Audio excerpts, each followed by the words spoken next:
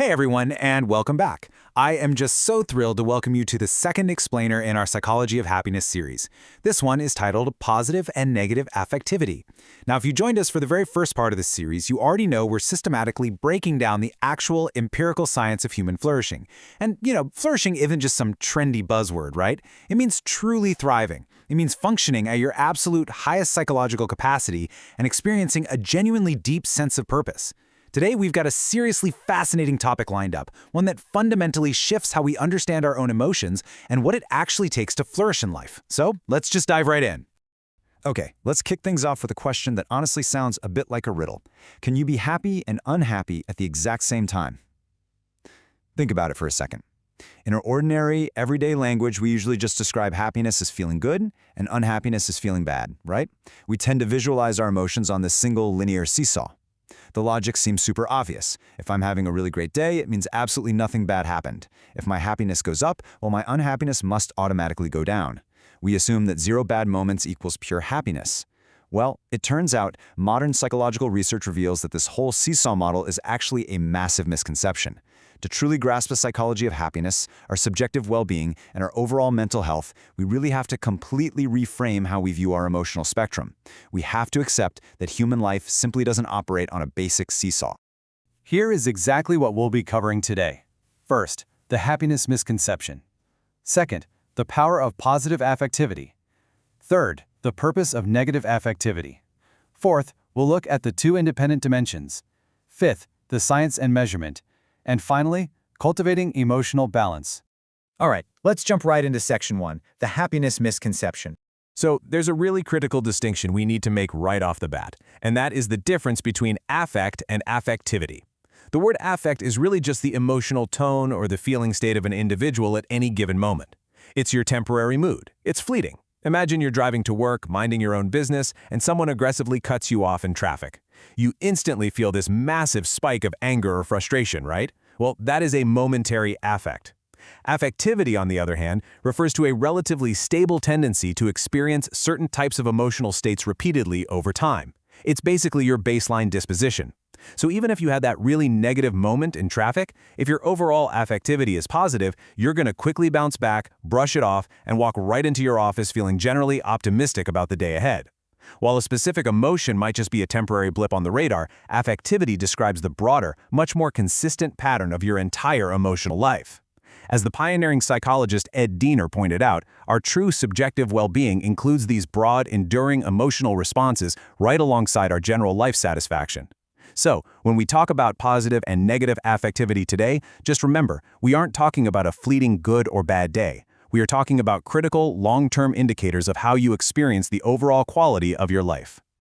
Moving right along to Section 2, power of positive affectivity. Okay, so here is the crucial point. Positive affectivity, which researchers often just call PA, is not just about sitting on the couch feeling comfortable. It is so much more than just passive pleasure or feeling totally relaxed. True positive affectivity is characterized by pleasurable activation, vitality, and a really deep, energetic interest in life. When we talk about energetic engagement, we are looking at people who score high in positive affectivity, experiencing emotional states like joy, enthusiasm, alertness, interest, and inspiration. According to prominent researchers in the field like Watson, Clark, and Telligent, high positive affect reflects a state of really high energy, full concentration, and pleasurable engagement. It's this active, curious, and creative openness to the entire world around you. And the empirical data strongly backs this up, by the way. Extensive research by Lubomirsky, King, and Diener shows that frequent positive affect is actually associated with measurable success in our relationships, our work, our physical health, and our coping abilities. Let's think about a super concrete workplace example. Imagine an employee with high positive affectivity who genuinely brings joy, curiosity, and enthusiasm to their job. Naturally, they're going to attract more collaborative opportunities, right? Their colleagues actively want to work with them, which naturally builds their social capital and opens doors for promotions. So positive affectivity isn't just a nice, warm feeling. It is a highly active, positive emotional resource that literally helps you participate more fully and successfully in your own life. Which brings us to Section 3, purpose of negative affectivity. It is incredibly easy to assume that negative emotions are just a nuisance, something we just need to completely eliminate in our quest for happiness. But negative affectivity, which is that tendency to experience unpleasant mood states, actually serves a vital, highly adaptive function in human life. These emotions are essentially informative signals. They're alarms. Fear, for example, alerts us and protects us from imminent physical or social danger. It literally keeps us safe. Guilt, well, guilt is deeply uncomfortable, sure, but it serves an absolutely incredible purpose. It supports moral correction. Think about exactly how guilt works in your actual day-to-day life. If you snap at a close friend in a sudden moment of frustration, that awful, heavy, sinking feeling in your stomach, that guilt, is a feature, it's not a bug. It forces you to reach out, to apologize, and to heal the rift. Without the negative affective guilt, you would slowly lose your entire social network. And anger, when it's channeled correctly, actually motivates us to resist injustice and to set healthy boundaries. So the ultimate goal of happiness is absolutely not the total elimination of negative emotions. Having low negative affect just indicates a state of calmness and serenity.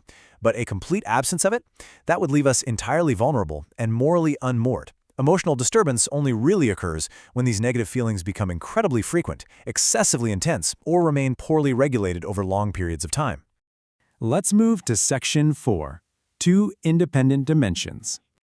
For a long time, the common understanding in psychology was that happiness and unhappiness were simply opposites on a single continuum.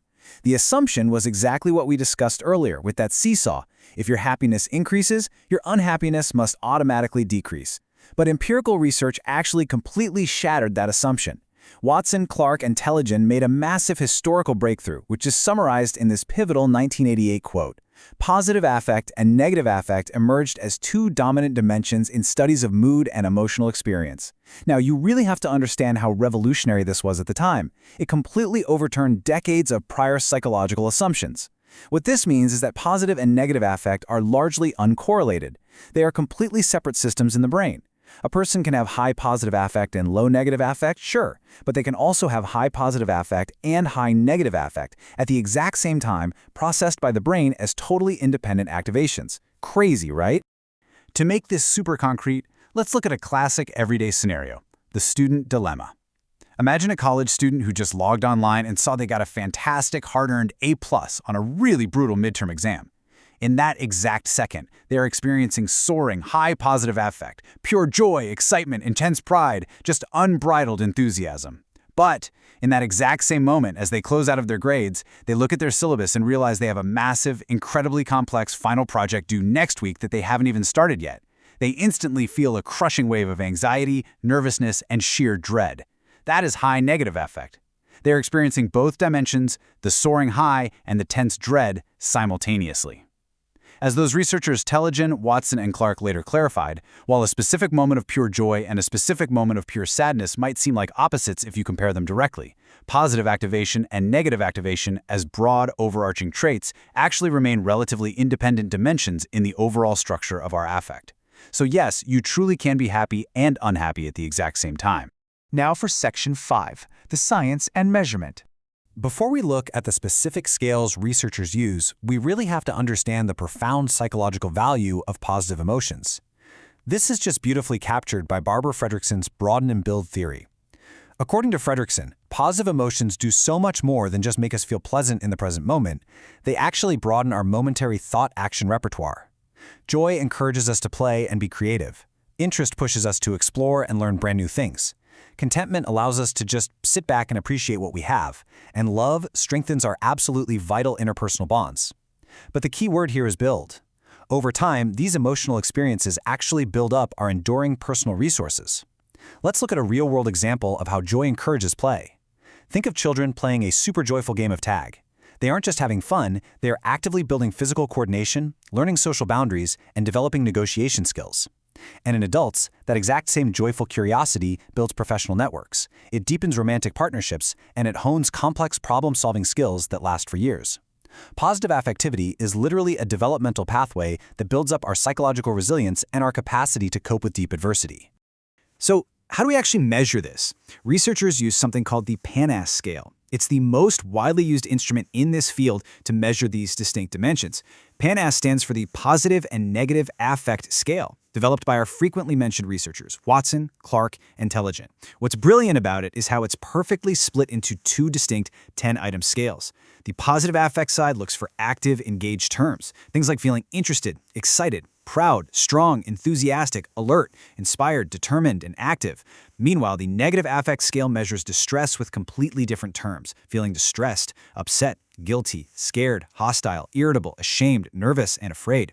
Because these two scales are internally consistent but largely uncorrelated with one another, a researcher can score you on both independently. You could theoretically score a 40 out of 50 on positive affect and a 40 out of 50 on negative affect at the exact same time.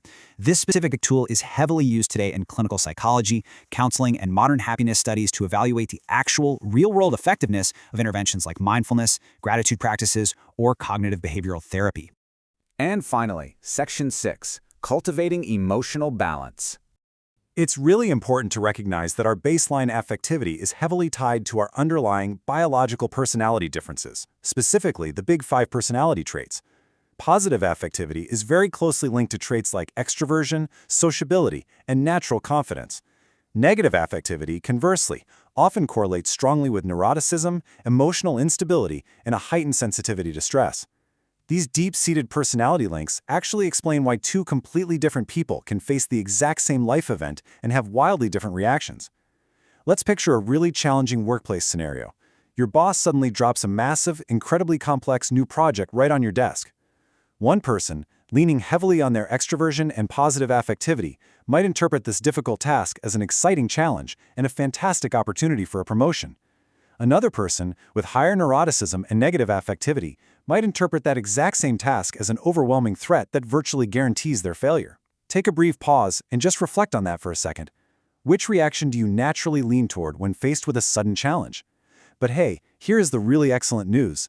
While we all have natural temperaments and genetic baselines, our affectivity is absolutely not completely fixed. We can actively shape our emotional habits and shift our baselines by deliberately developing our emotional intelligence. Now, let me be clear. This absolutely doesn't mean practicing toxic positivity or forcing a fake smile when you are truly genuinely miserable. A mature, psychologically healthy life requires a balanced three-step approach. Step 1 is to recognize, accept, and understand both your positive and negative emotions as completely valid signals.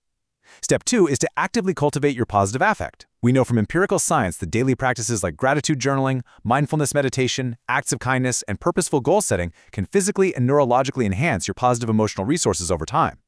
And Step 3 is to wisely regulate your negative affect. What does healthy regulation actually look like in practice? Well, it means that when distress becomes too intense or chronic, you rely on productive problem solving. You call a supportive friend event, you go for a run, or you even seek professional counseling. Poor regulation, on the other hand, is simply suppressing your emotions until you inevitably explode or lashing out at others and letting those negative emotions completely run the show. I want to leave you with a final, somewhat provocative thought to reflect on today. Ask yourself right now, are you cultivating real emotional wisdom, or are you just trying to eliminate the negative? Remember, true, lasting happiness shouldn't be defined merely as the total absence of negative emotions. A balanced, flourishing life requires the vibrant presence of positive, engaging affect, combined with the healthy, resilient regulation of our completely natural negative feelings. We desperately need the joy to broaden our minds and build our resources, and we equally need the fear or the guilt to inform and protect us. True emotional maturity isn't about choosing one side of the seesaw. It's about embracing both independent dimensions. Thank you so much for joining me for this explainer on positive and negative affectivity. If you found this breakdown helpful and you want to continue exploring the actual science of human flourishing with us, please go ahead and like this explainer, leave a comment below with your thoughts, share it with a friend who might find it interesting, and definitely make sure to subscribe to the channel so you don't miss the next part of our series. See you next time.